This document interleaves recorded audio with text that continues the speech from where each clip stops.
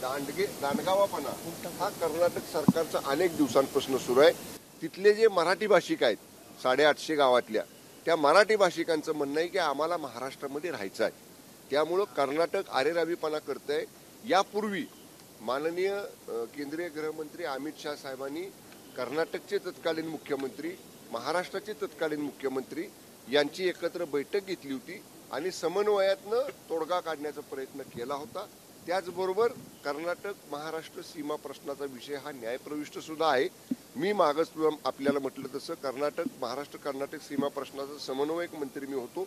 आम्ही त्यावेळी सुप्रीम कोर्टामध्ये जी केस प्रलंबित आहे त्या केसचा खूप पाठपुरावा केलेला आहे आणि काल देखील माननीय एकनाथजी शिंदे साहेबांना, माननीय फडणवीस साहेबांना महाराष्ट्र एकीकरण समितीचं मध्यवर्ती शिष्टमंडळ भेटलेलं आहे आणि त्या शिष्टमंडळाला माननीय शिंदे साहेबांनी, माननीय फडणवीस साहेबांनी सांगितलेलं आहे की न्यायप्रविष्ट जी सुप्रीम कोर्टमधली केस आहे त्याच्यामध्ये आम्ही लक्ष घालू आणि त्या बाबतीत मराठी भाषिकांच्या पाठीशी महाराष्ट्र सरकार उभं आहे। साखर कारखानदारासाठी पवारने ते पंतप्रधानांना पत्र लिहिलं आहे। याआधी ऊस उत्पादक शेतकऱ्यांना मात्र दिलासा मिळालेला होता, कारखानदार अडचणीत असं पवारांचं म्हणणं। या बाबतीत माननीय मुख्यमंत्री, माननीय उपमुख्यमंत्री दोन्हीही हे जेव्हा माननीय केंद्रीय गृहमंत्री अमित शाह साहेबांना भेटायला गेलेले होते त्यावेळी 2 महिन्यापूर्वीच मी निवडणूक झाल्या राज्य सरकारच्या वतीनं एक प्रेझेंटेशन आपण केंद्रीय सहकार मंत्री आणि गृहमंत्री अमित शाह साहेबांकडे दिलेलं आहे की MSP ही वाढली पाहिजे, त्याशिवाय आपल्याला FRP किंमत ही ऊसाला देता येणं शक्य होणार नाही।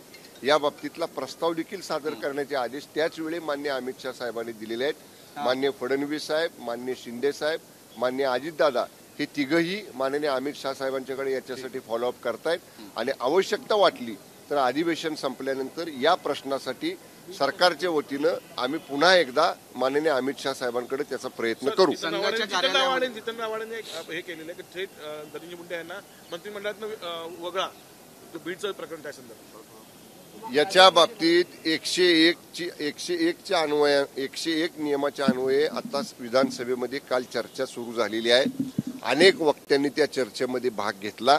काल चर्चा पूर्ण न होऊ शकल्यामुळं ऑनलेक ती चर्चा आहे, ती चर्चा आता 9:30 वाजता सुरू होणार आहे। माननीय फडणवीस साहेबांनी, माननीय शिंदे साहेबांनी, माननीय अजितदादांनी मला, माननीय नितेश राणेंना, माननीय आंबेडकर साहेबांना, आम्हाला तिघांना मंत्र्यांना त्या चर्चेच्या अनुषंगाने सभागृहात उपस्थित राहायला सांगितलेलं आहे। त्यासाठी आम्ही सभागृहात जातोय। चर्चा पूर्ण आज केली जाईल आणि सरकारच्या वतीनं माननीय मुख्यमंत्री फडणवीस साहेब त्या चर्चेला योग्य ते उत्तर देतील। संघाचाच बौद्धिक होतं त्याला मात्र अजितदादांनी दांडी मारलेली आहे। अजितदादांनी दांडी मारलेली आहे त्या बौद्धिकाला। अजितदादा कुठचे मंत्री दिसले नाही आणि मोरे एकच आमदार गेले, त्यांचं असं म्हणणं आहे की आम्हाला अजितदादांकडून अशा कुठल्याही सूचना नव्हत्या, त्यामुळे मी पाहिजे।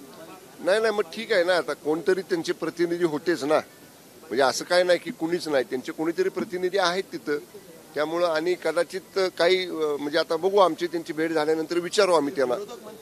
भाजपला स्वबळाचा नारा दिलेला आहे 2029 साठी, म्हणून मतपरिवर्तन करण्याचा प्रयत्न मित्र पक्षांचा करतोय भाजप, म्हणजे भाजपमध्ये घेण्याचा प्रयत्न केला जातो। कुणाला? संजय राऊतांनी पण काल टीका केली। संजय राऊत म्हणतात की अहो, शिवसेना आणि भाजपची युती आजची नाही।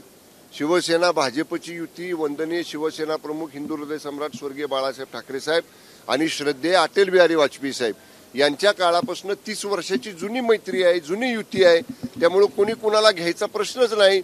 ही मैत्री घट्ट आहे। मध्ये 2.5 वर्ष ती मैत्री कुणीतरी खंडित केली होती, कशासाठी केली होती हे महाराष्ट्रानं बघितलेलं आहे। ती मैत्री पुनर्जीवित करण्याचं काम माननीय एकनाथजी शिंदे साहेबांच्या नेतृत्वाखाली 2022 साली आम्ही सगळ्यांनी मिळून केलं आणि ती मैत्री आता अधिक घट्ट झालेली आहे। त्यामुळे अशा पद्धतीची कुणीही शंका घेण्याचं कारण नाही, महायुती भक्कम राहील। एबीपी माझा, उघडा डोळे बघा नीट।